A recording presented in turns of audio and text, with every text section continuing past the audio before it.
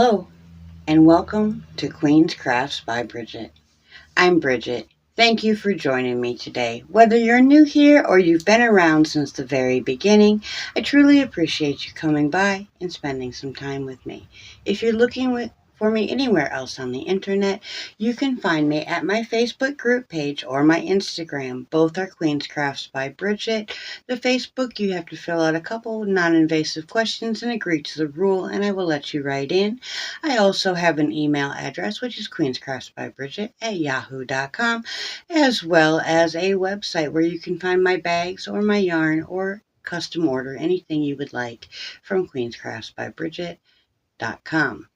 Also, or no, that's it. Look at that. Today, I don't have any cauldron names for you. I am writing them down, and I will give them all on the first when we draw names, because we're so very close to the first.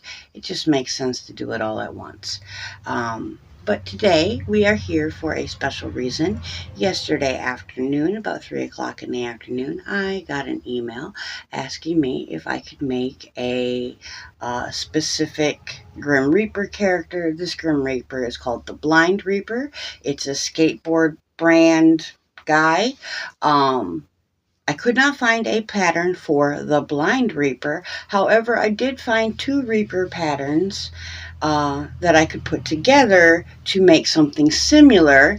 And then my friend that ordered also asked that I make him have a punchy belly, dad bod kind of belly, And I'm like, well, sure, I can do that. So I changed up the pattern that I was doing for the body and added a punchy belly.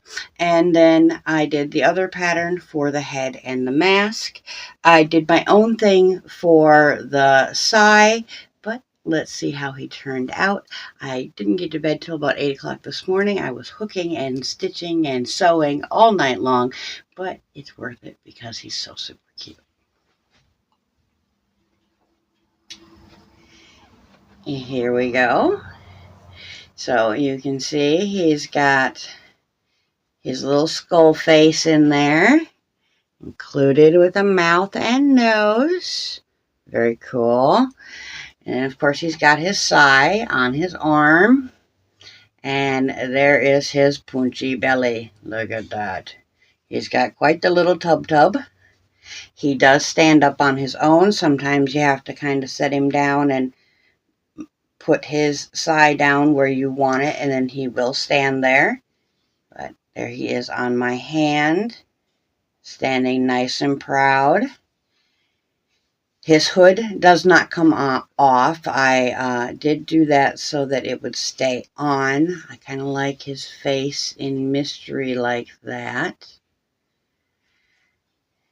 But he was so much fun. I did put a piece of plastic canvas down here to sturdy up the bottom and keep it nice and done. If I had to kind of push it in a bit to get him to stand, but he does, like you've seen, he does stand now on his own. Now, the one pattern was the arms, the body, and the hood, but without the punchy belly. The belly literally just kept going up and rounded off at the top, and then you made the hood and the 2 arms, which are essentially sleeves because he has no arm or hand.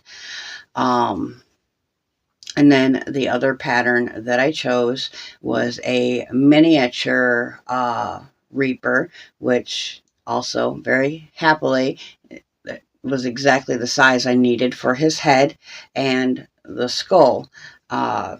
So I did that pattern and just added it into the hood and sewed the hood down to the body. I did purchase both of these patterns. The one I could have gotten for free had I decided I wanted to be on the website, but because I do know that this skateboard brand is fairly popular, I decided I probably better have both patterns just in case I need to make another. The first one is one pattern came from Etsy and one came from Ravelry. I will link both of them down below, but you can see the original pattern here. This is the original, the first pattern that I used. You can see I did not use this sigh, but I did use everything in the body except for changing the body out so that he had the punchy belly.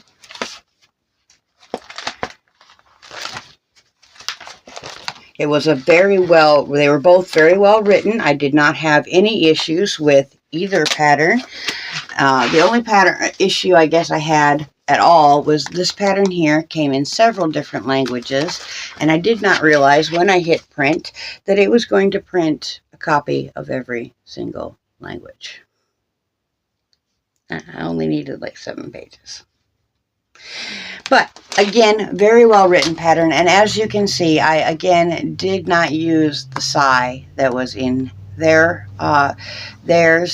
I did something similar to this part, but I did my own thing. I did my own stitch count, my own row count, and then I did something similar to this part, but not the same thing.